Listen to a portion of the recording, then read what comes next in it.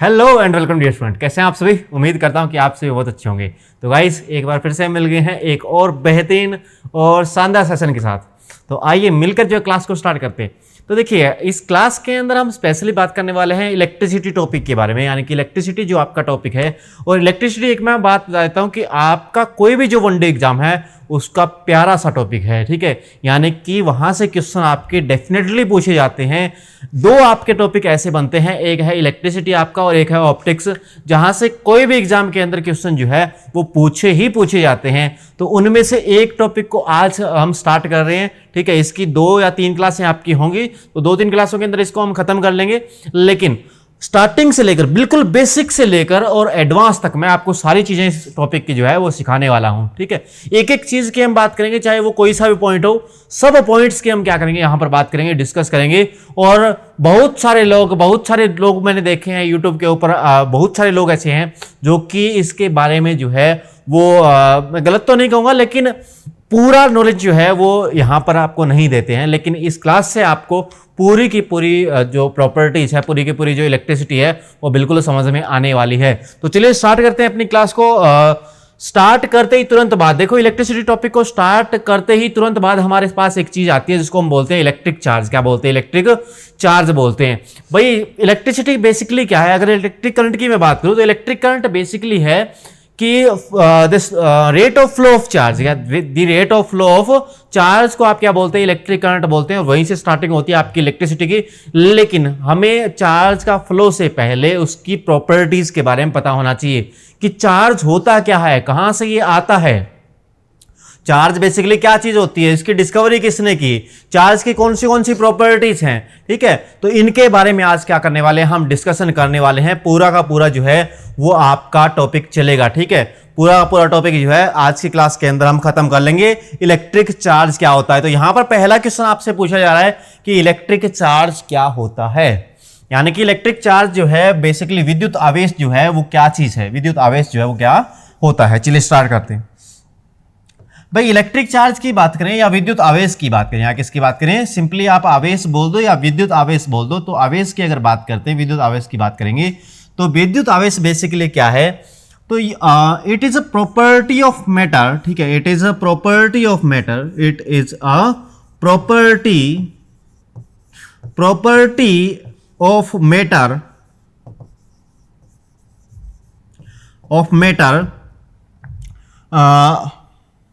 which comes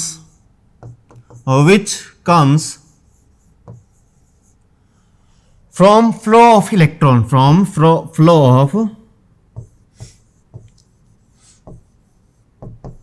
electron, ठीक है। यानी कि ये एक प्रॉपर्टी है, इलेक्ट्रॉन्स, फ्लो ऑफ इलेक्ट्रॉन्स, यानी कि ये एक प्रॉपर्टी है। इलेक्ट्रिक चार्ज क्या है? एक प्रॉपर्टी है किसी भी मैटर की। अब कोई भी जो मैटर है उसके अंदर आपको पता है, भाई कोई भी मैटर की अगर बात करें, कोई भी पदार्थ की अगर बात करें हम, कोई भी अगर पदार्थ की हम बात करें, तो आप सभी लोग जानते हैं कि कोई भी पदार्थ जो है वो एटम से मिलकर बनता है। किससे मिलकर बनता है? एटम से मिलकर बनता है। कोई भी पदार्थ जो है वो किससे मिलकर बनता है? एटम से, यानी कि परमाणुओं से मिलकर बनता है। अब परमाणु की बात करें तो परमाणु के अंदर 2-3 चीजें होती हैं आपकी, ठीक है। परमाणु की अगर बात करें तो परमाणु के बाहर ये आपके क्या घूमते रहते हैं, यहां पर इलेक्ट्रॉन आपके घूमते रहते हैं, ठीक है। और अंदर क्या होता है, परमाणु के एक न्यूक्लियस होता है जिसके अंदर प्रोटॉन और क्या रहते हैं, न्यूट्रॉन रहते हैं। इनको इकट्ठा बोलना तो क्या बोल देंगे हम? न्यूक्लियॉन्स बोल देंगे। क्या बोल देंगे? न्यूक्लियॉन्स बोल देंगे। क्या बोल देंगे? न्यूक्लियॉन्स, ठीक है। नाभिकीय कण किसको बोलते हैं? प्रोटॉन और न्यूट्रॉन को बोलते हैं। और इलेक्ट्रॉन इसके चारों ओर क्या लगाते रहते हैं? चक्कर लगाते रहते हैं। कोई भी पदार्थ किससे बनता है? आपका परमाणुओं से बनता है, और परमाणु आपका इस टाइप का होता है, ठीक है। अब परमाणु के अंदर 2 चीजें होती है, एक होता है प्रोटॉन, ठीक है। एक क्या होता है? प्रोटॉन होता है, और प्रोटॉन के साथ एक क्या होता है? आपका इलेक्ट्रॉन होता है। ये क्या होता है? इलेक्ट्रॉन होता है, ठीक है। अब इलेक्ट्रॉन के ऊपर कौन सा चार्ज होगा? नेगेटिव चार्ज होगा। और प्रोटॉन के ऊपर कौन सा चार्ज होगा? पॉजिटिव चार्ज होगा। यानी कि ये दोनों चार्जेस, ये जो आपके इलेक्ट्रॉन और प्रोटॉन है, इन्हीं के कारण क्या आते हैं? चार्जेस आते हैं आपके, ठीक है। इलेक्ट्रॉन के ऊपर कौन सा चार्ज है? नेगेटिव चार्ज होता है। और प्रोटॉन के ऊपर कौन सा चार्ज होता है? पॉजिटिव चार्ज होता है, ठीक है। और इलेक्ट्रिक चार्ज क्या चीज है? It is a property of matter by which comes from flow of electron, यानी कि इलेक्ट्रॉन फ्लो ऑफ इलेक्ट्रॉन के कारण जो प्रॉपर्टी आती है किसी भी मैटर के ऊपर, तो उसको क्या बोलते हैं? इलेक्ट्रिक चार्ज बोलते हैं, ठीक है। दूसरे शब्दों में आप ये भी बोल सकते हैं, एक होता है इलेक्ट्रिक फील्ड, ये क्या होता है, इलेक्ट्रिक फील्ड। यानी कि आप ये भी बोल सकते हैं कि चार्ज एक किसी भी पदार्थ की वह प्रॉपर्टी है जिसके कारण वो पदार्थ इलेक्ट्रिक फील्ड को फील करेगा। ठीक है, यानी कि इलेक्ट्रिक फील्ड को अगर फील कर रहा है कोई पदार्थ तो उसके ऊपर एक प्रॉपर्टी है जिसको आप क्या बोलते हैं, चार्ज बोलते हैं। ठीक है, या फिर आप ये भी बोल सकते हो कि कोई भी पदार्थ अगर इलेक्ट्रोस्टैटिक फोर्स को फील कर रहा है तो वो कौन सी प्रॉपर्टी के कारण कर रहा है, वो कर रहा है चार्ज के कारण। किसके कारण, चार्ज के कारण। इलेक्ट्रोस्टैटिक फोर्स को अगर कोई भी पदार्थ फील कर रहा है तो वो किसके कारण कर रहा है, चार्ज के कारण कर रहा है, आवेश के कारण कर रहा है। ठीक है, तो आप ये भी बोल सकते हो कि electric charge is the property of matter by which matter can experience electrostatic force. Electrostatic force आप ये भी बोल सकते हो। तो ये एक प्रॉपर्टी, ये क्या एक प्रॉपर्टी है। ठीक है, अच्छा बेसिक इलेक्ट्रिक चार्ज की बात करते हैं। भाई सबसे पहले तो हम बात करते हैं कि चार्ज की खोज जो है वो किसने की है। अगर इलेक्ट्रिक चार्ज की बात करें तो इसके खोजकर्ता जो थे, इलेक्ट्रिक चार्ज के जो खोजकर्ता थे, यानी कि सबसे पहले इसके बारे में बताया तो वो बताया था थैलस नाम के एक वैज्ञानिक ने। ठीक है, थैलस नाम के एक साइंटिस्ट ने इलेक्ट्रिक चार्ज के बारे में सबसे पहले बताया था। ठीक है, बताया था इन्होंने इलेक्ट्रिक चार्ज के बारे में सबसे पहले। ठीक है, लेकिन सही में जो एक्चुअल इसके खोजकर्ता हैं वो हैं आपके बेंजामिन फ्रैंकलिन। एक्चुअल जो खोजकर्ता है वो कौन है, बेंजामिन फ्रैंकलिन।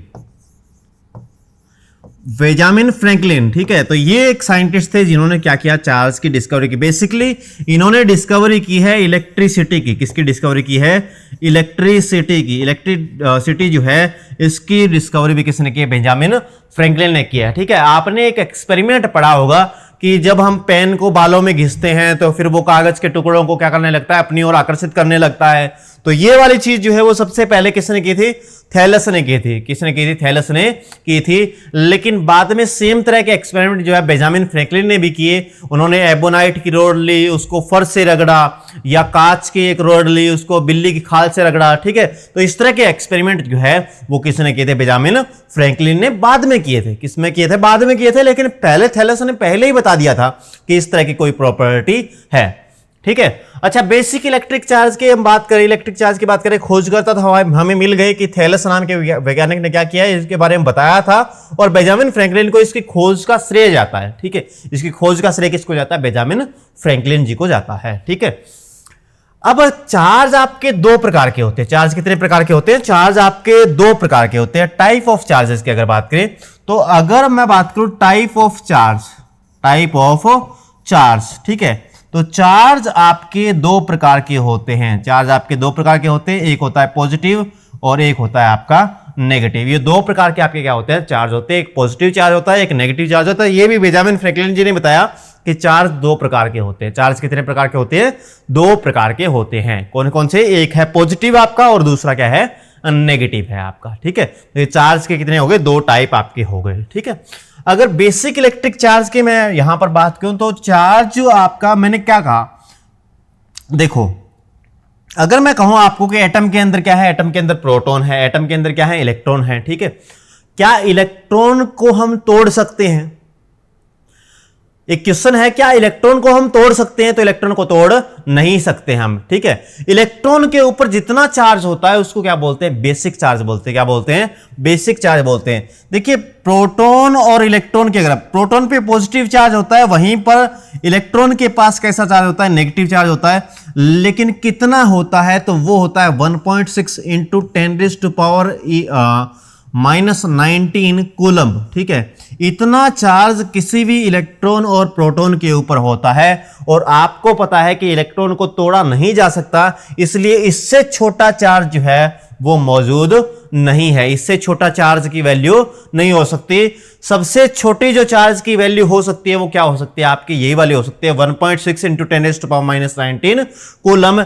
इसीलिए इसको क्या बोलते हैं, इसको बोलते हैं बेसिक इलेक्ट्रिक चार्ज। क्या बोलते हैं, बेसिक इलेक्ट्रिक चार्ज। तो बेसिक इलेक्ट्रिक चार्ज कितना हो सकता है, 1.6 इंटू 10⁻⁻19 कूलम। ठीक है, ये होता है। अच्छा अगर मैं बात करूं कि इलेक्ट्रॉन के पास मास कितना होता है, इलेक्ट्रॉन, क्योंकि जब भी ट्रांसफर होगा तो ट्रांसफर बेसिकली किसका होगा, जब चार्ज का ट्रांसफर हो रहा है एक्चुअल में, तो उसमें उस समय आपके ट्रांसफर किस चीज का हो रहा है, तो ट्रांसफर होगा इलेक्ट्रॉन का। ट्रांसफर किसका होगा? इलेक्ट्रॉन का। इलेक्ट्रॉन के ट्रांसफर के कारण ही आपके चार्जेस आएंगे। तो मैं यहां पर इलेक्ट्रॉन की बात करूंगा, सिर्फ किसकी बात करेंगे? इलेक्ट्रॉन की बात करेंगे। तो इलेक्ट्रॉन का अगर मास देखा जाए, मास ऑफ इलेक्ट्रॉन, ठीक है, इलेक्ट्रॉन का क्या देखा जाए?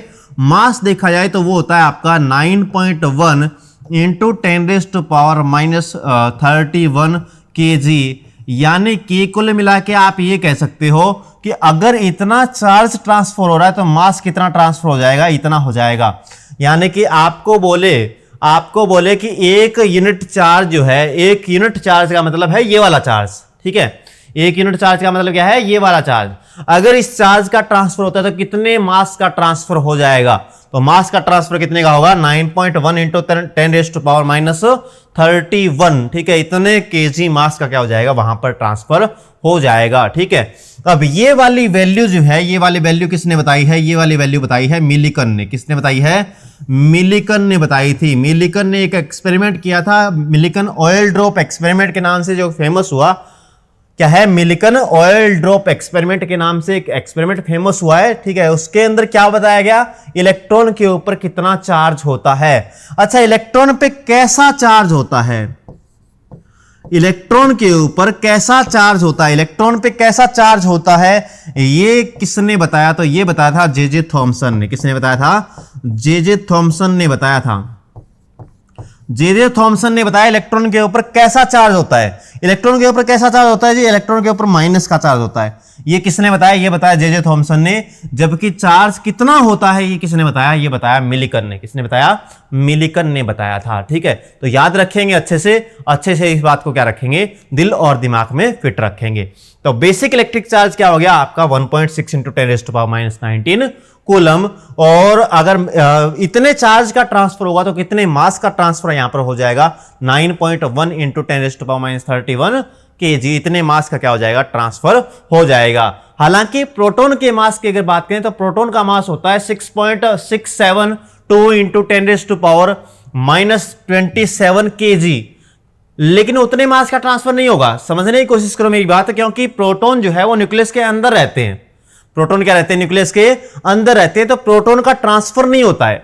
ट्रांसफर किस चीज का होता है? इलेक्ट्रॉन का। ट्रांसफर किसका होता है? इलेक्ट्रॉन का। जब भी चार्ज का ट्रांसफर होगा तो ट्रांसफर एक्चुअल में किस चीज का हो रहा है? वो इलेक्ट्रॉन का हो रहा है। तो ये बात क्या रखेंगे? अच्छे से ध्यान में रखेंगे, अच्छे से क्या रखेंगे? माइंड में रखेंगे, ठीक है।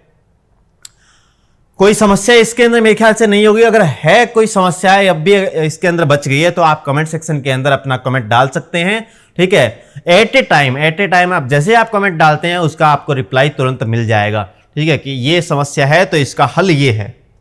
चलो आगे बात करते हैं।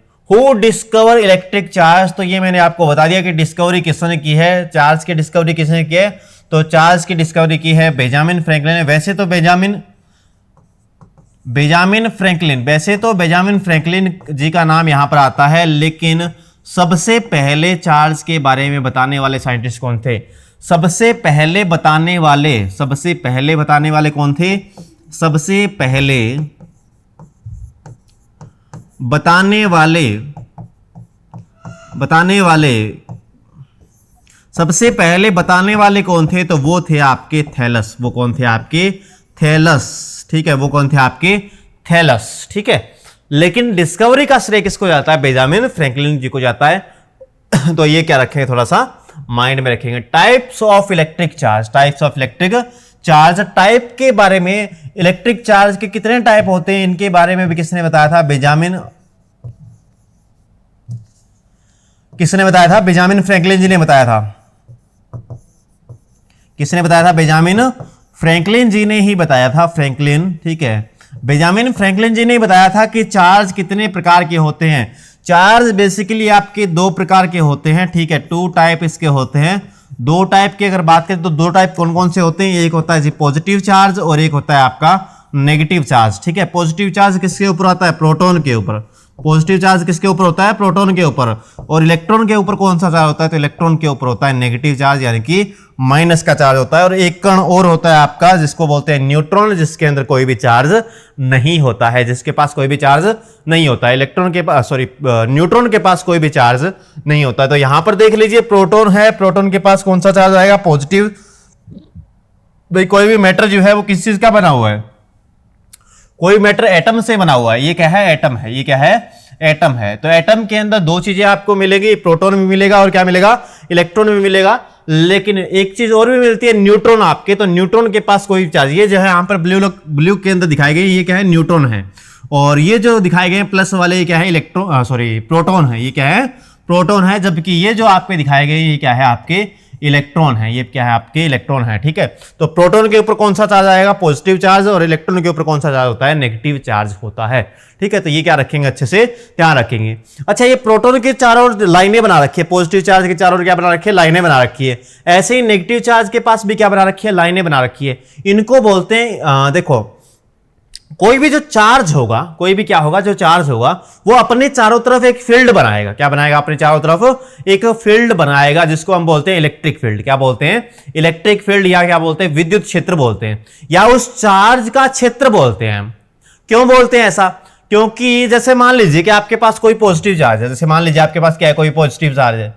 अब पॉजिटिव चार्ज के चारों तरफ एक ऐसा फील्ड जिसके अंदर इसके इफेक्ट को आप फील कर सकते हैं, इसके इफेक्ट को महसूस आप कर सकते हैं। उस घेरे को या उस क्षेत्र को आप क्या बोलते हैं, इलेक्ट्रिक फील्ड बोलते हैं। ठीक है, अब इलेक्ट्रिक फील्ड जो है उसके लिए हम इलेक्ट्रिक फील्ड लाइन पढ़ते हैं। क्या पढ़ते हैं, इलेक्ट्रिक फील्ड लाइन पढ़ते हैं। तो यहां पर देख लीजिए आप, इलेक्ट्रिक फील्ड लाइन जनरेट कहां से होती है, तो पॉजिटिव चार्ज से। पॉजिटिव चार्ज से बाहर निकल रही है ना, तो electric field line positive charge से स्टार्टिंग होती है उनकी, और नेगेटिव चार्ज पे आके क्या हो जाती है, खत्म हो जाती है। तो ध्यान रखेंगे यहां पर, ये काम की बात है, बहुत ही बढ़िया बात है। ये बहुत ही बढ़िया बात क्या है कि अगर इलेक्ट्रिक फील्ड लाइन की मैं बात करूं, किसकी बात करूं, इलेक्ट्रिक फील्ड लाइन। एक लाइन आपको यहां पर लिख लेनी है और उसका महत्व बहुत ज्यादा है। Electric field line, electric field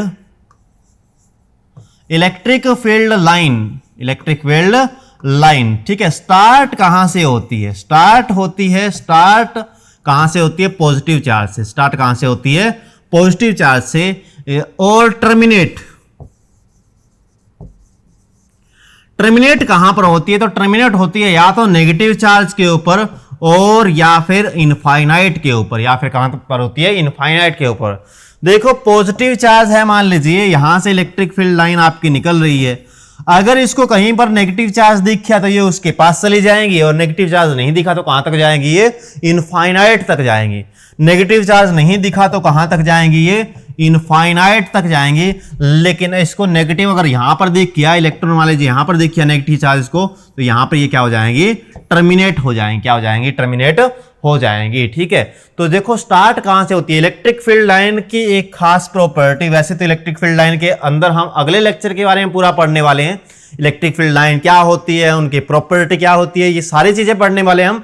लेकिन एक बात का ध्यान रखेंगे कि इलेक्ट्रिक फील्ड लाइन स्टार्ट कहां से होती है, पॉजिटिव चार्ज से होती है, और एंडिंग कहां पर होती है या टर्मिनेट कहां पे होती है, वो नेगेटिव चार्ज के ऊपर होती है, या तो या इनफाइनाइट के ऊपर होती है। ठीक है, तो अच्छे से क्या रखेंगे, इसको माइंड में रखेंगे। अगली बात करते हैं properties of electric charge. Electric charge की प्रॉपर्टीज के बारे में बात करते हैं कि इलेक्ट्रिक चार्ज की प्रॉपर्टीज क्या क्या हैं। ठीक है, तो इलेक्ट्रिक चार्ज की प्रॉपर्टी बेसिकली अगर मैं बात करूं तो बेसिकली तीन प्रॉपर्टी आपको क्या रखनी है, ध्यान रखनी है, जिसमें से हम पहली प्रॉपर्टी की बात करते हैं। किसकी बात कर रहे हैं, पहली प्रॉपर्टी की बात करते हैं। देखो इलेक्ट्रिक चार्ज दो टाइप के होते हैं, टू टाइप के होते हैं। ठीक है, दो टाइप के होते हैं, ये हमने पढ़ लिया। ठीक है, ये हमने पढ़ लिया। एक तो होता है पॉजिटिव का, और एक क्या होता है, नेगेटिव का। ठीक है, पॉजिटिव एंड नेगेटिव, ये दो प्रकार के क्या होते हैं, इलेक्ट्रिक चार्ज होते हैं आपके। ठीक है, अब इनके बीच में फोर्सेज लगते हैं। इनके बीच में क्या लगते हैं, इनके बीच में जो बल लगता है उसको क्या बोलते हैं, इलेक्ट्रोस्टैटिक फोर्स बोलते हैं। क्या बोलते हैं, इलेक्ट्रोस्टैटिक फोर्स बोलते हैं। ठीक है, अगर दो आपके पॉजिटिव के चार्ज, अगर दो आपके कैसे चार्ज है, पॉजिटिव के चार्ज, तो वो आपस में क्या करते हैं, एक दूसरे को पॉजिटिव चार्ज है, अगर नेगेटिव चार्ज है, तो इनके बीच में आपस में क्या होती है, दुश्मनी होती है। दुश्मनी का मतलब ये क्या करते हैं, एक दूसरे को रिपेल करते हैं। क्या करते हैं, एक दूसरे को रिपेल करते हैं, एक दूसरे से क्या भागते हैं, दूर भागते हैं। और अगर पॉजिटिव और नेगेटिव है तो इनके अंदर क्या होता है, इनके अंदर होता है जी प्यार, यानी कि एक दूसरे के आते हैं, पास में आते हैं, एक दूसरे के आते हैं, पास में आते हैं। पॉजिटिव नेगेटिव चार्ज अगर, ठीक है, एक पॉजिटिव है एक नेगेटिव है, तो क्या करेंगे, अट्रैक्ट करेंगे, क्या करेंगे, अट्रैक्ट करेंगे। और दोनों अगर सेम चार्ज है तो क्या करेंगे, रिपेल करेंगे, यानी कि इनके अंदर क्या है, दुश्मनी है और इनके अंदर क्या है, प्यार है। ठीक है, तो ये क्या रखेंगे, अच्छे से ध्यान रखेंगे, ये पहली प्रॉपर्टी। और इसके लिए, इस वाली प्रॉपर्टी के लिए एक हम नियम पढ़ने वाले हैं, एक नियम या एक लॉ हम पढ़ने वाले हैं, नियम पढ़ने वाले हैं। उस नियम का जी नाम है कूलम्स लॉ। क्या नाम है, कूलम्स लॉ। तो कूलम का नियम जो है वो हम पढ़ने वाले हैं, इसी प्रॉपर्टी को बताएगा वो, और वो बताएगा कि कितना रिपेल करेगा, कितना अट्रैक्ट होगा। ठीक है, तो कूलम का नियम हम पढ़ने वाले हैं, कूलम का नियम, कूलम का नियम। तो ये नियम जो है वो हम पढ़ने वाले हैं थोड़ी देर के बाद। ठीक है, नियम का भी चर्चा हम करेंगे। ठीक है, पूरा का पूरा नियम पढ़ेंगे, लेकिन उससे पहले थोड़ी सी एक और प्रॉपर्टी है वो भी पढ़ लेते हैं। देखो, पॉजिटिव पॉजिटिव है तो एक दूसरे से क्या भाग रहे हैं, दूर भाग रहे हैं। नेगेटिव नेगेटिव तो एक दूसरे से क्या भागेंगे, दूर भागेंगे। और पॉजिटिव नेगेटिव होंगे तो एक दूसरे के आएंगे, पास आएंगे। ठीक है, ये कहता है कि हम पास पास हैं, ये कहता है कि हम पास पास हैं। ठीक है, ये क्या आएंगे, पास आएंगे। और ये क्या भागेंगे, दूर भागेंगे। इस केस में ये क्या भागेंगे, दूर होंगे। ठीक है, एक दूसरे से क्या हो जाएंगे, दूर हो जाएंगे। यानी कि यहां पर क्या होगा, यहां पर होगा आपका रिपल्शन, और पॉजिटिव नेगेटिव होगा तो आपस में क्या होगा, अट्रैक्शन हो जाएगा। क्या हो जाएगा, अट्रैक्शन हो जाएगा। ठीक है, तो ये पहली प्रॉपर्टी क्या है, पहली प्रॉपर्टी है। दूसरी प्रॉपर्टी की बात करते हैं, किसकी बात करते हैं, दूसरी प्रॉपर्टी की बात करते हैं। तो दूसरी प्रॉपर्टी की मैं बात करूं तो दूसरी प्रॉपर्टी को बोलते हैं कंजर्वेशन ऑफ चार्ज। क्या बोलते हैं, conservation of charge. Conservation of charge यानी कि आवेश का संरक्षण, आवेश का संरक्षण। ठीक है, आवेश का संरक्षण का नियम। ठीक है, आवेश के संरक्षण का नियम या कंजर्वेशन ऑफ क्या पढ़ते हैं हम, चार्ज पढ़ते हैं। और ये कंजर्वेशन ऑफ चार्ज कहता है कि एक आइसोलेटेड जो सिस्टम होता है उसका चार्ज कंजर्व रहता है। एक आइसोलेटेड सिस्टम का चार्ज क्या रहेगा, कंजर्व रहेगा। ठीक है, कैसे कंजर्व रहेगा, जैसे मान लीजिए कि आपके पास कोई एक चीज है, आपके पास क्या है, कोई एक डिब्बा है। ठीक है, आपके पास क्या है, कोई डिब्बा है, उसके अंदर आपके 2 कूलम का चार्ज है, 3 कूलम का चार्ज है, -5 कूलम का चार्ज है। ठीक है, और आपका 7 कूलम का चार्ज है। ऐसे आपके चार्जेस बिखरे हुए हैं। ठीक है, फिर आपने क्या किया, इस डिब्बे को कुछ कुछ किया आपने। ठीक है, कुछ कुछ किया का मतलब क्या है, इसको हिला डुला के और छोड़ दिया। इसको हिला डुला के छोड़ने के बाद इसके अंदर चार्जेस आ गए आपके, मान लीजिए एक आ गया आपका 9 कूलम का, एक आ गया आपका 10 कूलम का, एक आ गया आपका -8 कूलम का। क्या आ गया, -8 कूलम का। ठीक है, 2 और 3 5 और 7 12, 12 - 5 यानी कि 7। ठीक है, तो 10 और 9 1 और 10 11 और हमें बनाना है 7, तो ये क्या आ गया, -4 कूलम का आ गया। कितना आ गया, -4 कूलम का आ गया। तो ऐसे रहेंगे, ये क्या रहेंगे, ऐसे रहेंगे। मतलब इसको हिला डुला के छोड़ दिया तो टोटल चार्ज यहां का है वही टोटल चार्ज आपका यहां रहेगा। हालांकि हो सकता है कि चार्जेस आपके वैसे चेंज हो जाएं, लेकिन जो नेट चार्ज है, टोटल जो चार्ज है इस सिस्टम का, वो क्या रहेगा, कंजर्व रहेगा। यानी कि वो उतना ही रहने वाला है। देखो यहां पर अगर बात करें तो यहां पर टोटल चार्ज कितना है, टोटल चार्ज की अगर बात करें, टोटल चार्ज, तो टोटल चार्ज यहां पर देखो कितना है। टोटल चार्ज होगा यहां पर 3 और 2 5 प्लस का कितना हो गया, 5, और यहां माइनस का 5 है, तो ये तो कट जाएंगे। यानी कि टोटल चार्ज यहां पे क्या है, 7 कूलम का है। कितने कूलम का है, 7 कूलम का। अगर यहां पर देखें टोटल चार्ज कितना है, तो टोटल चार्ज यहां का, टोटल चार्ज यहां का कितने कूलम हो गया, ये 10 और 9 क्या हो गया, 19 में से 8 और 4 12 गए, 19 में से 12 गए, कितना बचा, 7 कूलम। कितना बचा, 7 कूलम। तो यहां पर भी 7 कूलम का चार्ज रहेगा। यानी कि 7 कूलम का चार्ज यहां है, 7 कूलम का चार्ज यहां है। और वैसे क्या पता चार्जेस आपके आपस में इंटरचेंज हो गए या आपस में क्या हो गए, चेंज हो गए, लेकिन टोटल चार्ज जो है वो क्या है, कंजर्व है। टोटल चार्ज क्या है, बराबर है। तो इसको क्या बोलते हैं, कंजर्वेशन ऑफ चार्ज बोलते हैं। क्या बोलते हैं, कंजर्वेशन ऑफ चार्ज बोलते हैं। यानी कि आवेश का संरक्षण नियम, आवेश का संरक्षण का नियम। और यही लागू होता है आपका किसके अंदर, यही लागू होता है आपका किरचॉफ्स के पहले नियम के अंदर। किरचॉफ्स का जो पहला नियम है वो इसी के ऊपर बेस्ड है कि कंजर्वेशन ऑफ चार्ज। हालांकि किरचॉफ के नियम बहुत बाद में आने वाले हैं, ठीक है, कम से कम 3-4 लेक्चर के बाद वो आपके किरचॉफ के नियम आएंगे, लेकिन फिर भी आपको ध्यान रखना है कि कंजर्वेशन ऑफ चार्ज लगता है किरचॉफ्स के पहले नियम के अंदर, ठीक है। एक प्रॉपर्टी और है जिसके बारे में हम पढ़ लेते हैं, वो है आपके क्वांटाइजेशन ऑफ चार्ज। क्या है? क्वांटाइजेशन ऑफ चार्ज है, ठीक है। जैसे फॉर एग्जांपल मैं यहां पर आपको बोलूं कि यहां पर मेरे पास एक बॉडी है, यहां पर क्या है, एक मेरे पास बॉडी है, ठीक है। ये मेरे पास क्या है, एक बॉडी है। तो ये बॉडी के ऊपर कोई चार्ज नहीं, ये बॉडी इलेक्ट्रिकली क्या है, न्यूट्रल है। इलेक्ट्रिक क्या है, ये न्यूट्रल है। तो क्या इसके अंदर इलेक्ट्रॉन नहीं है? तो क्या इसके अंदर इलेक्ट्रॉन नहीं है, इसके अंदर प्रोटॉन नहीं है, ठीक है। या फिर तो ऐसा अगर आप सोचते हैं कि इसके अंदर इलेक्ट्रॉन नहीं है, इसके अंदर प्रोटॉन नहीं है, तो ऐसा गलत सोचना है। ये सही सोचना क्या है? सही सोचना यह है कि इसके अंदर इलेक्ट्रॉन तो है, लेकिन जितने इसके अंदर इलेक्ट्रॉन है उतने इसके अंदर क्या है, प्रोटॉन है, उतने इसके अंदर क्या है, प्रोटॉन है, ठीक है। अब मैंने बताया कि प्रोटॉन तो न्यूक्लियस के अंदर रहते हैं, तो प्रोटॉन को निकालना तो संभव नहीं है, प्रोटॉन को निकालना संभव नहीं है। तो हम किसको निकालेंगे? इलेक्ट्रॉन को निकालेंगे। किसको निकालेंगे? इलेक्ट्रॉन को निकालेंगे, ठीक है। अब मैंने आपसे पूछा कि क्या इसके अंदर से एक इलेक्ट्रॉन को आप निकाल सकते हो? तो आपने कहा यहां हां सर निकाल सकता हूं मैं एक इलेक्ट्रॉन।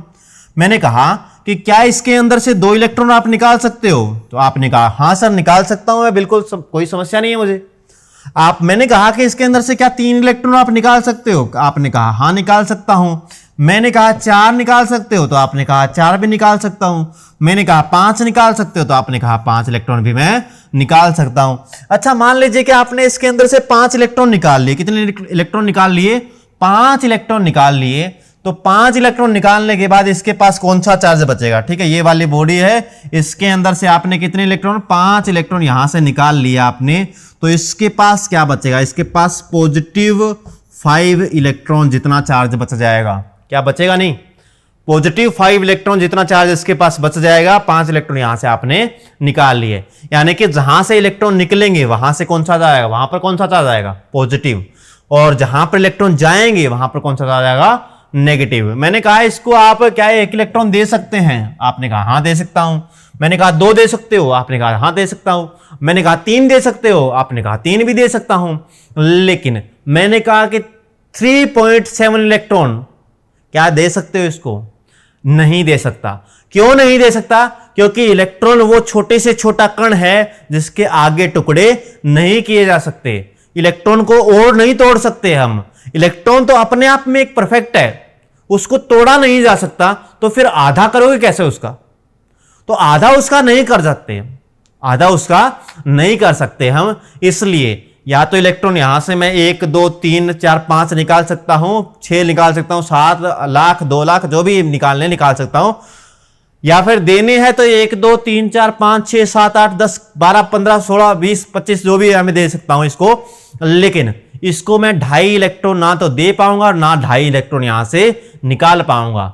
ना मैं 3.5 इलेक्ट्रॉन इसको दे पाऊंगा, ना 3.5 इलेक्ट्रॉन यहां से निकाल पाऊंगा, ठीक है। तो इलेक्ट्रॉन जब भी निकलेंगे आपके, जब भी आपका इलेक्ट्रॉन निकलेगा तो वो क्या निकलेगा? वो एक इंटीजर नंबर के अंदर निकलेगा। किसके अंदर निकलेगा? इंटीजर नंबर के अंदर, जिसको बोलते हैं आप n। और n की वैल्यू क्या हो सकती है? n की वैल्यू हो सकती है 1 2 3 4 5 6 7 8 ऐसे। तो n इंटीजर के रूप में निकलेंगे और क्या निकल रहे हैं? इलेक्ट्रॉन निकल रहे हैं। तो उतना ही क्या आ जाएगा? चार्ज आ जाएगा। उतना ही क्या आ जाएगा? चार्ज आ जाएगा। यानी कि चार्ज का एक बेसिक फॉर्मूला हमारे पास तैयार हो गया, n इंटू में e। इस फॉर्मूले को कई दफा ऐसे लिखते हैं, क्या वो is equal to plus minus N E, plus minus N E. ये प्लस माइनस क्यों लिखा?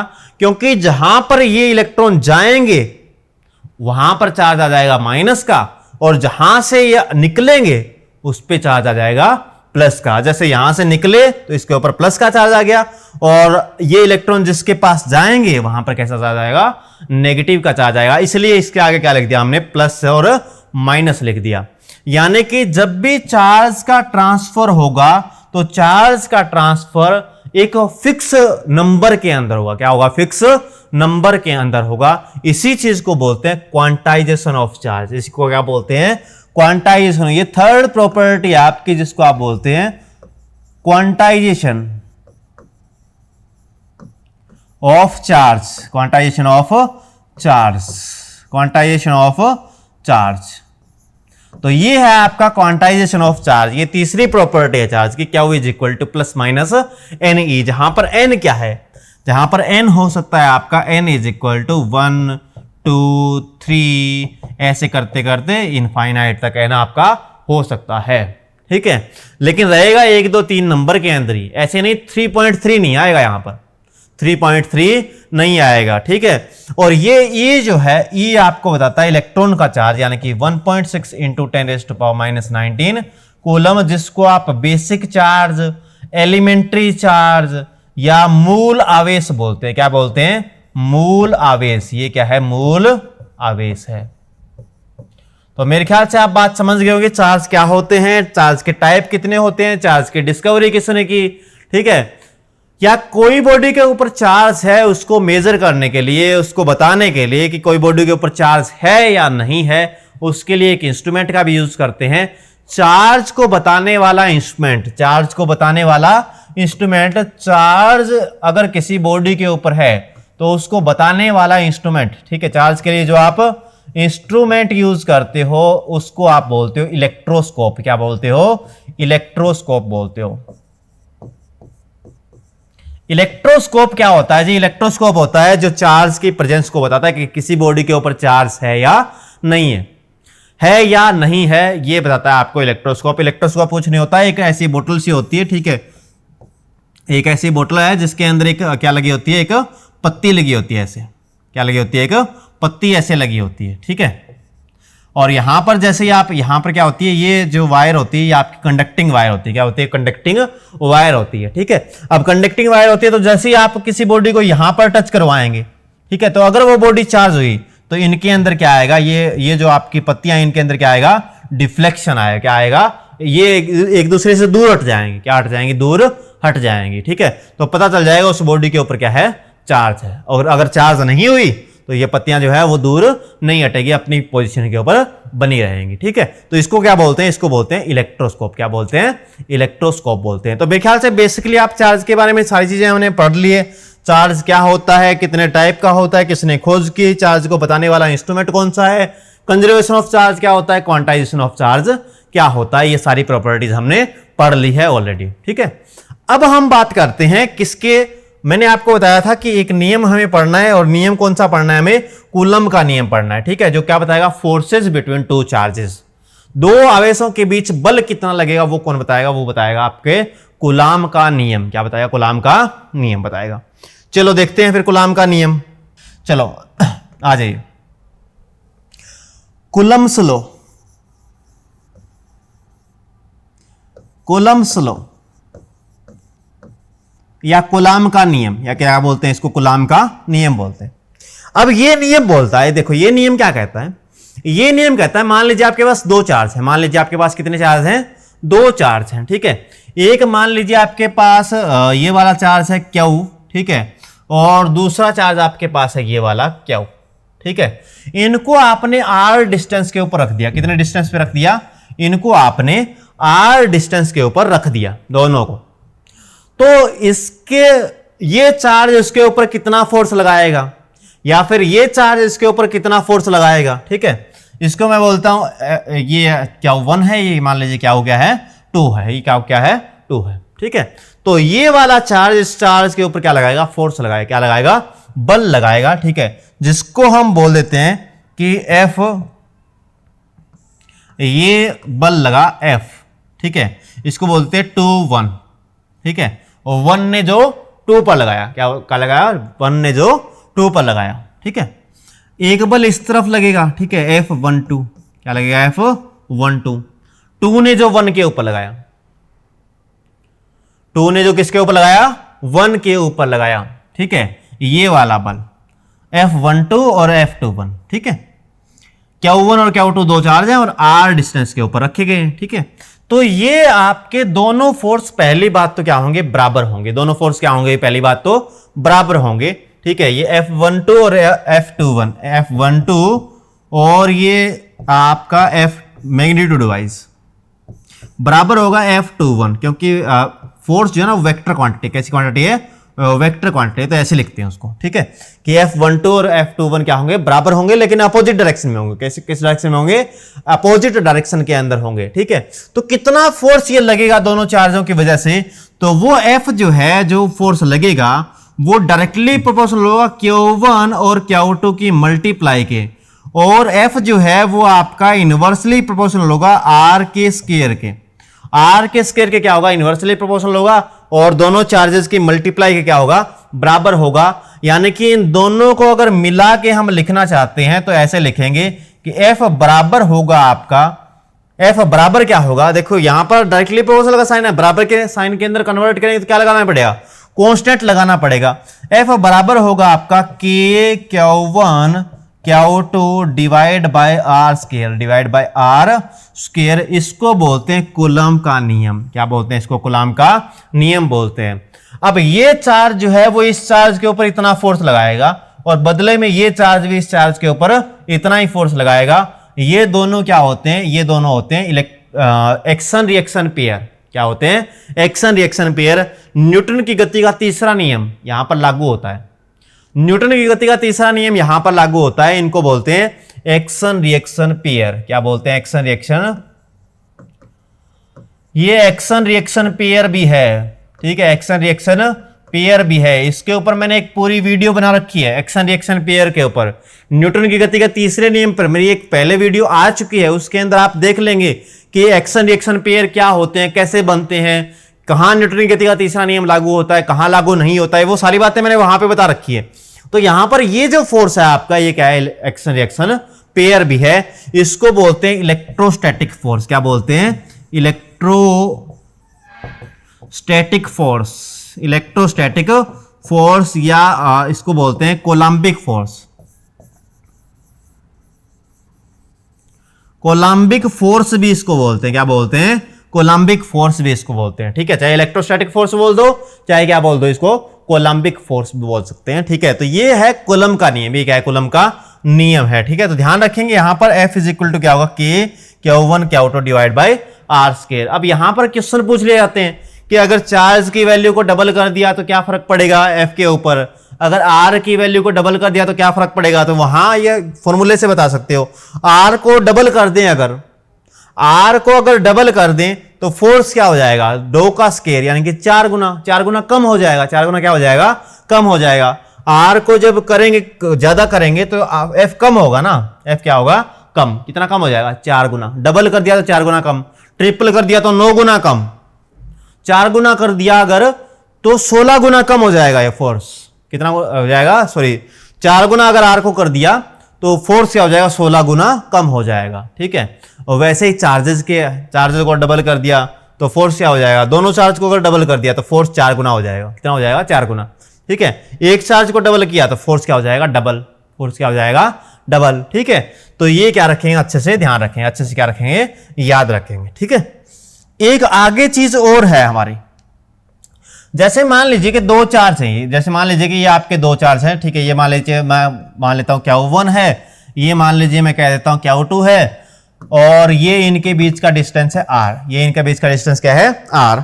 और इनके बीच में फोर्स लग रहा था F is equal to K Q1 Q2 divide by R square, divide by R square. इतना बल इनके बीच में लग रहा था, ठीक है। सुखी जीवन इनका चल रहा था, अच्छा ये जीवन आप अपना कर रहे थे, अच्छा इनका जीवन चल रहा था, खुशियों से भरा जीवन था इसका, कोई समस्या नहीं थी, कोई समस्या नहीं थी, ठीक है। ये मान लीजिए माइनस का चार्ज है, ये मान लीजिए प्लस का चार्ज है, ये मान लीजिए प्लस का चार्ज है, ठीक है। तो अच्छा खासा इनके बीच में क्या था, प्यार था, क्योंकि प्यार ही होगा, माइनस और प्लस है तो दोनों के बीच में क्या होगा, प्यार होगा, ठीक है। अच्छा इनका जीवन चला था, अच्छा प्यार मोहब्बत से ये रह रहे थे, ठीक है। ये इसको प्यार दे रहा था, ये इसको आराम से प्यार अपना दे रहा था, ठीक है।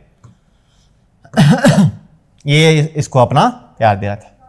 अब इनकी जिंदगी में Q3 आ गया, क्या आ गया, Q3। मान लीजिए ये माइनस का है, तो ये माइनस का है, इसने भी इसको प्यार देना स्टार्ट कर दिया। अब प्लस वाले को तो वो अपनी तरफ खींचेगा ना, इसने भी क्या कर दिया, अपना प्यार देना स्टार्ट कर दिया। इनका मान लीजिए डिस्टेंस है A, इनका डिस्टेंस क्या है, A, इनका डिस्टेंस A है, ठीक है। अब ये दो चार्जेस थे पहले तो, लेकिन पहले दो चार्जेस थे तो फोर्स इतना लग रहा था, लेकिन अब ये तीसरा चार्ज भी आ गया, इसने भी क्या कर दिया, इसको प्यार देना स्टार्ट कर दिया।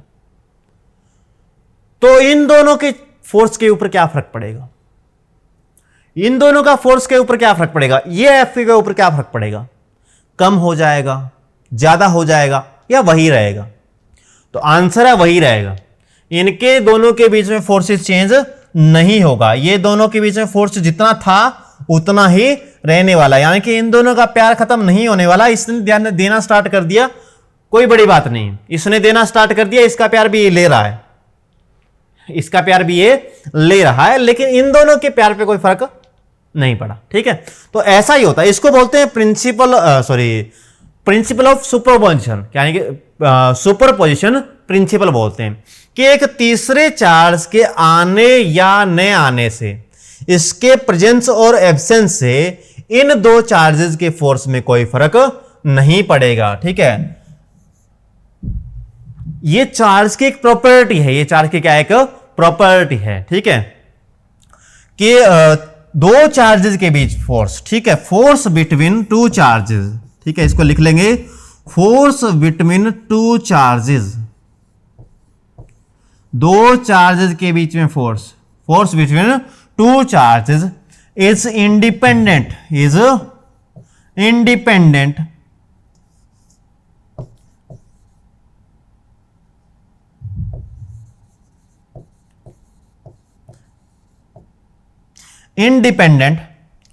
on presence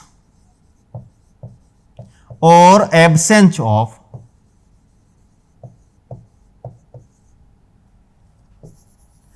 other charges। दो चार्ज के बीच में फोर्स इंडिपेंडेंट होता है प्रेजेंस और एब्सेंस ऑफ अदर चार्ज। कोई तीसरे चार्ज के प्रेजेंस और एब्सेंस से दो चार्जेस के बीच में फोर्स पर कोई फर्क नहीं पड़ता है। बेशक से इनके बीच में जो फोर्स लगेगा, इनके बीच में जो फोर्स लगेगा वो कितना लगेगा, वो लगेगा Q1 Q3 divide by A का square KF is equal to ये वाला फोर्स लगेगा इनके बीच में। इनके बीच में फोर्स लगना स्टार्ट हो गया, इनके बीच में फोर्स लग रहा है, लेकिन इन दोनों के बीच में फोर्स इसके ऊपर डिपेंड नहीं करता, वो तो उतना ही लगेगा। इन दोनों के बीच में फोर्स इसके ऊपर डिपेंड, तीसरे के ऊपर डिपेंड नहीं करता, या फिर इन दोनों के बीच में फोर्सेस इसके ऊपर डिपेंड नहीं करता। ठीक है, वो फोर्स कभी भी आपस में नहीं बदलता है। ठीक है, तो तीसरे चार्ज से कोई फर्क नहीं पड़ता। ये भी एक चार्ज की क्या है, प्रॉपर्टी है। इसको भी आप क्या कर लेंगे, नोट डाउन कर लेंगे, इसको भी आप क्या कर लेंगे, अच्छे से नोट डाउन कर लेंगे। ठीक है, तो मेरे ख्याल से आपको सारा समझ में आ गया है। कूलाम का नियम भी मैंने आपको समझा दिया है, दो चार्जेस के बीच में फोर्स कैसे लगता है, चार्जेस क्या होते हैं। आज के लेक्चर के अंदर हमने सारी बातें कर ली हैं, तो उम्मीद करता हूं कि आपको ये लेक्चर जो है वो काफी बढ़िया लगा हो, काफी अच्छे से आपको समझ भी आ गया है। और समझ नहीं आया है अगर, तो वीडियो के नीचे आप कमेंट करेंगे। समझ आ गया है आपको तो वीडियो के नीचे आपको एक प्यारा सा कमेंट अपना छोड़ के जाना है कि आपको लेक्चर कैसा लगा है और कितना आपको समझ में आ गया है, कितना आपको समझ नहीं आया है। ठीक है, तो ये सारी बातें आप कमेंट सेक्शन के अंदर लिख के जाएंगे। उम्मीद करता हूं कि काफी बेहतरीन ढंग से आपको समझ में आ गया है। तो इसी के नेक्स्ट जो पार्ट है आपका वो आने वाला है। ठीक है, वो आपका नेक्स्ट डे आपको मिल जाएगा, यानी कि कल मिल जाएगा वो आपको। ठीक है, तो वो भी आप देखेंगे। ठीक है, और पहले इसको देखेंगे फिर उसको देखेंगे, ऐसे ही करके आपके 3-4 पार्ट इस चैप्टर के बनाने वाला हूं मैं। तो 3-4 पार्ट को आपको क्या करना है, अच्छे से देखना है, और फिर इनके क्वेश्चन भी आपको ट्राई करने हैं। क्वेश्चन भी मैं करवा रहा हूं साथ साथ में, MCQ जितने भी प्रीवियस ईयर एग्जाम के अंदर आए हुए हैं सारे के सारे क्वेश्चन जो है वो मैं साथ साथ करवा रहा हूं इसके। तो वो वीडियो हमारी लाइव होती है, तो उस लाइव वीडियो को भी आप देखेंगे। उसका टाइमिंग रहती है 1:15 बजे से लेकर 2:15 बजे तक। दोपहर को 1:15 बजे से लेकर 2:15 बजे तक हमारी क्लास होती है, यानी कि 1:15 पे राइट आप जुड़ जाएंगे। 2:15 बजे तक जो है वो कंटिन्यू हमारी क्लास रहती है। तो उम्मीद करता हूं कि उस क्लास के अंदर भी आप जरूर आएंगे। ठीक है, तो ऐसे ही बेहतरीन वीडियो के साथ हम मिलते रहेंगे। Till then take care.